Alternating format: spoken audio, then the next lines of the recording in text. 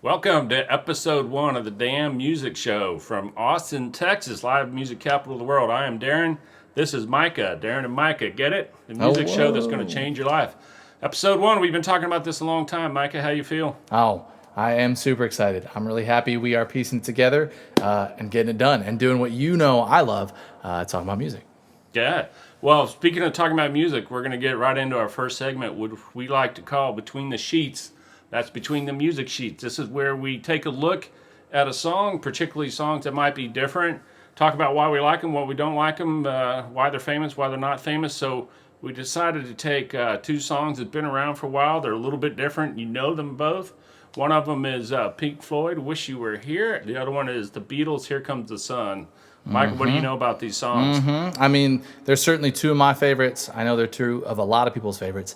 And I think they have some things very much in common and some things very much that are different. And I know that's what interested you, Darren, as to when you brought them up and said, hey, I'd really like to juxtapose these two songs and kind of talk about them. So same for me. I think they pull on very similar things and actually motifs to a bit, but they're also very different, which I love. Awesome. Let's hear a little bit of them. Sure, yeah. Which one you want to talk about first? Let's go with Pink Floyd first. We'll go with Pink Floyd. So I think the basic premise of Floyd or Pink Floyd? I want to be sure that I'm one of the cool kids. For sure. Well, if you're really one of the cool kids, you would quote a song from the same album called "Have a Cigar," and he says, "By the way, which one's pink?" Right? So the whole album, which is really interesting. I think every song in and of itself, a big pull that we love is why. I mean, it is why. And we can kind of put our own whys onto things, and that's fascinating as well. So you don't kind of want to get rid of the mystery, but the mystery of this one is fantastic. They had been burnt out. The record labels had taken a lot from them, in their opinion. And so the record labels frequently would come along and say, which one is pink? And they'd all go, are you kidding me? Have you even done your research? You don't even know my name. So Wish You Were Here was part of that whole process. It was a big part of their disillusionment with, frankly, everything that had come from music, and very specifically fame out of music. So Wish You Were Here was the longing that Syd Barrett was still with them. However, they talk about it saying, it's the same way I feel about anybody that I wish was here, which I'm sure you can relate to, Darren. Awesome. Let's make this segment pink. We'll make it pink. So I think you got your guitar right there. You're going to play a little bit of I that got per my song. guitar. I think and we're playing this to showcase Micah's talent, but also not to get copyright strike, because some bands are more protective about that. I know the Eagles are really hard asses about this stuff. I think Floyd is too, a little bit for copyright, even if you play like 15, 20 seconds of it. But yeah, we're going to get around that. I don't even know, but technically it's a cover as of right now. Doesn't change my love, and I know your love for the music. No, so it is what it is. I'll tell you right off the bat, something I love about the song "Wish You Were Here" is really they're leaning on their G, but the E minor with some of those sus notes, which is really nice. And that's, for me, the foundation actually of both Here Comes the Sun and Wish You Were Here. They're both very suspended. They're both using sus notes. So for the non-music people, sus is short for... For sure. And so in music That's terms, why I'm here, folks, to help you out. For sure. And to help all of us out, I feel like I have a deeper grasp. Sus literally means suspended. And the chord, as music affects us, makes us feel suspended. So if you take like a D, here's a D, and you add a sus, like this, doesn't that feel very unresolved? And so bands that have a lot of susses, or songs that have a lot of susses in their songs, the desire to create what kind of emotion? Suspension. We're leaving us in suspension. It can be hopeful too, which is nice. So what I think both of them did extremely well with that stuff. Yeah. So Floyd, you have that riff that's unforgettable. What a great melody.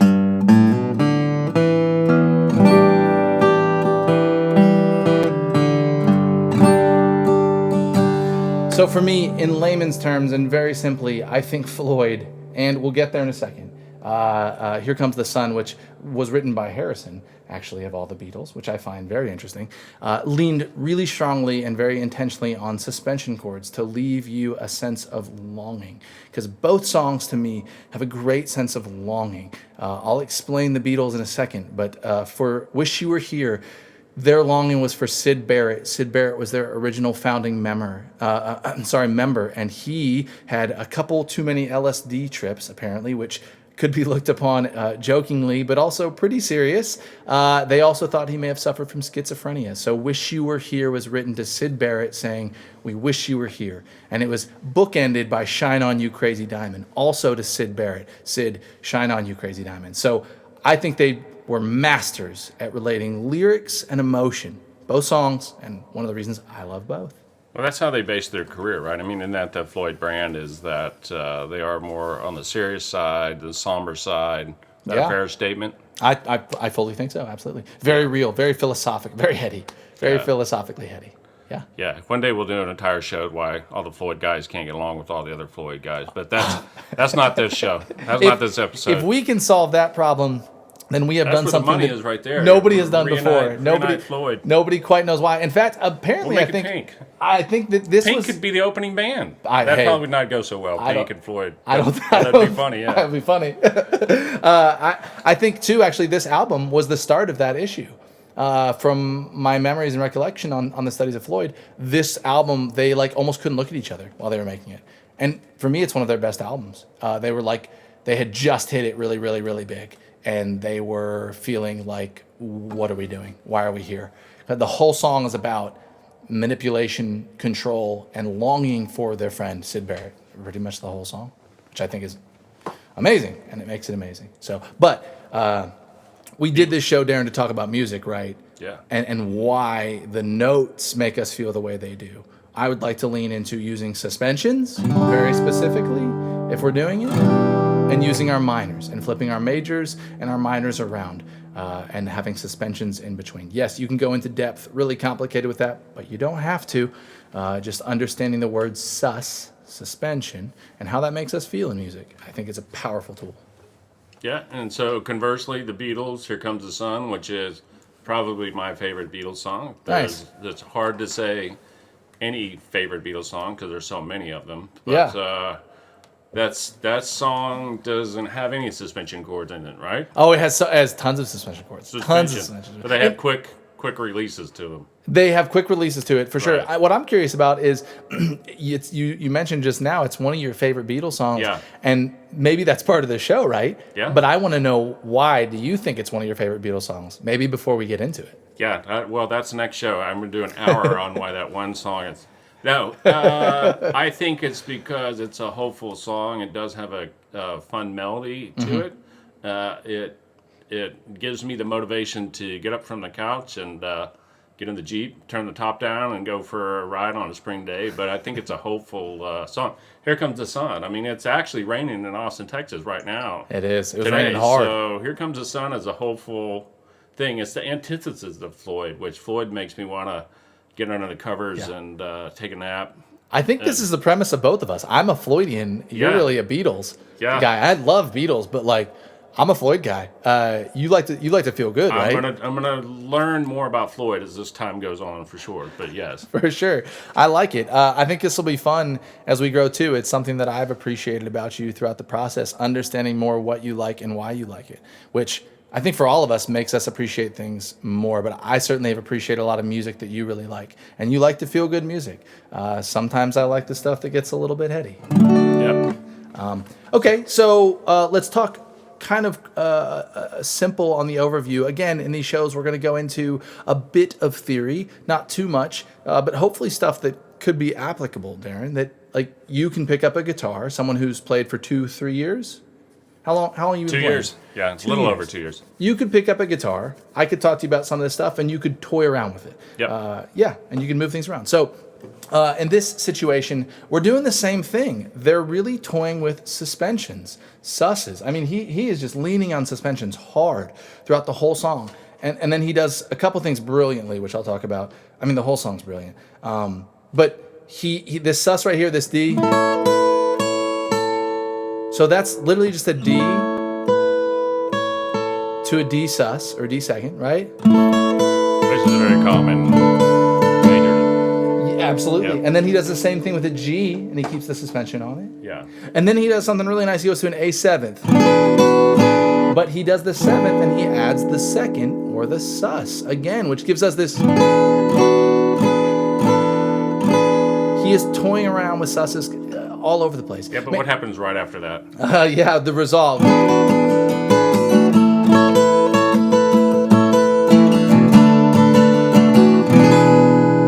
And then he holds it on the 7th, which I love too. It causes that kind of drama. Yeah.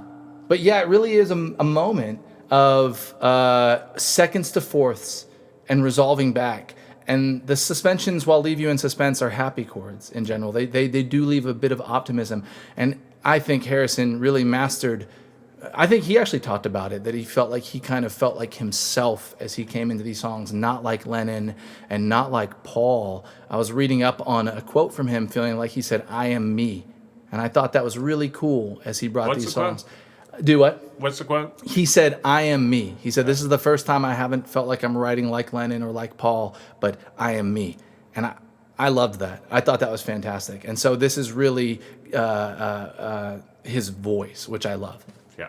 Well, I think after the susses transpire there, and then they have, as you call it, the 7th, that is a sort of get off the couch moment to me. That is, I'm going to go out and change my life. I'm going to change my day.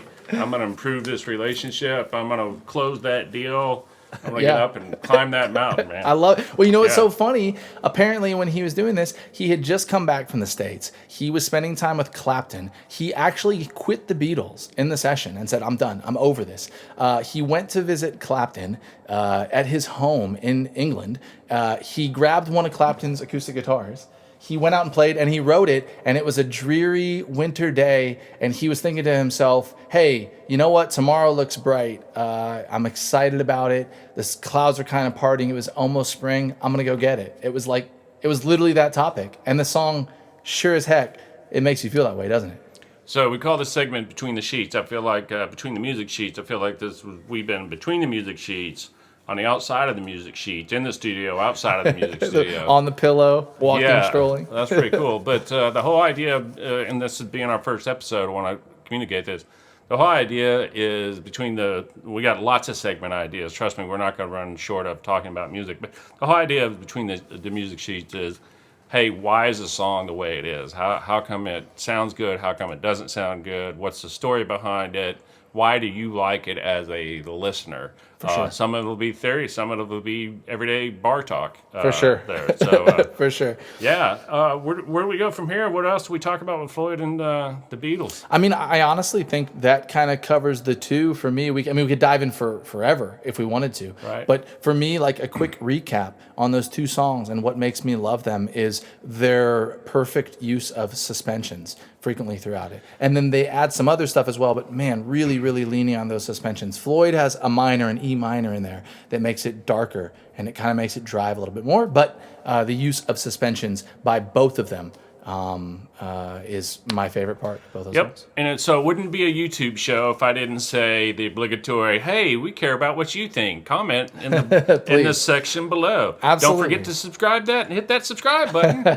Nice. Right. I like it. And we'll see you in the next segment. That's it, Pan. Yeah.